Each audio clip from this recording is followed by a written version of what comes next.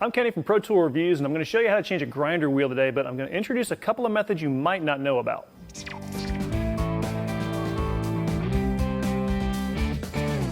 So the most common way to change a grinder wheel is with a spanner wrench, and this model from Hart actually stores right here in the handle, which is really convenient so you don't lose it or misplace it. And there's several others that do that as well. Now if you're using a cordless grinder, make sure you start by taking your battery out. If you're using a corded grinder, make sure it's unplugged. I mean, these wheels can spin 8,000–9,000 RPM. You just don't want to get your finger in there and mangle it up. It's a really uncomfortable conversation you got to have with your wife at the end of the day. Now every grinder is going to have a lock button somewhere.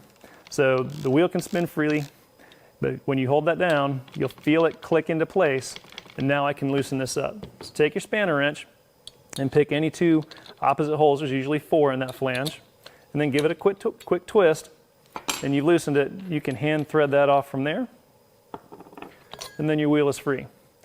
So of course, to put it back on, just reverse the process. And keeping that finger held down on that lock the whole time, just that way the wheel doesn't spin freely. And tighten it down, and you're good to go. Now, there are other ways to accomplish this too. Now, one that we see a lot of guys use in the field is to, again, start with the lock, make sure that you're pressing the position there, and they will actually roll against wood or concrete, anything that'll grab that wheel. And that motion just loosened my flange, and I can switch it out. Yeah. Put it back in place. Now, that will actually work in reverse a little bit. It's kind of hard to get the same kind of muscle behind it though, so spanner wrench is a good way to go. Now, closely related to that, you can actually do this by hand in a pinch. We wouldn't recommend doing it all the time, and we would recommend using a glove if you're going to, because that wheel might be a little sharp. It may also be really hot if you just got done grinding.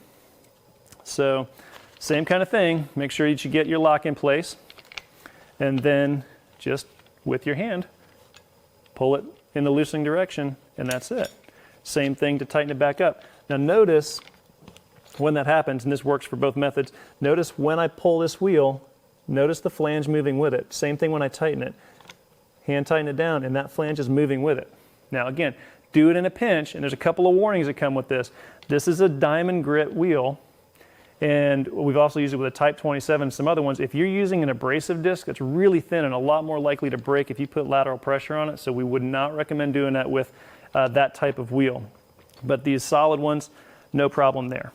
Now, one other one, well, as long as I got a glove on, I might as well do it, is with a different flange altogether. Now, I like this one from Hilti. It is their Quik-Lock Flange, and this is completely just done by hand. All right, this runs about $50 direct from Hilti. And there are 2 holes in there for a spanner wrench, and that's really only if it gets locked down for some reason.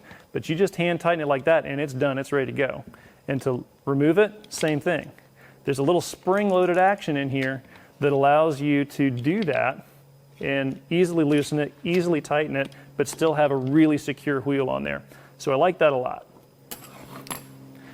But if you're going for the ultimate in wheel changes, then I would definitely be remiss if I did not mention Bosch's X-Lock. This is completely flange free. So you just pull the wheel on top here, and to put your other wheel back on, pop it into place, you hear it, boom, done. It's about 5 seconds and you're ready to go. So that's what we've got on grinder wheel changes. If you've got any questions or maybe some other tips, feel free to leave them in the comments below. I'm Kenny. Thanks for watching. Hey, help us out by subscribing to the channel below and tap that bell to get notified when we post new tool reviews and shootouts. And as always, thanks for watching.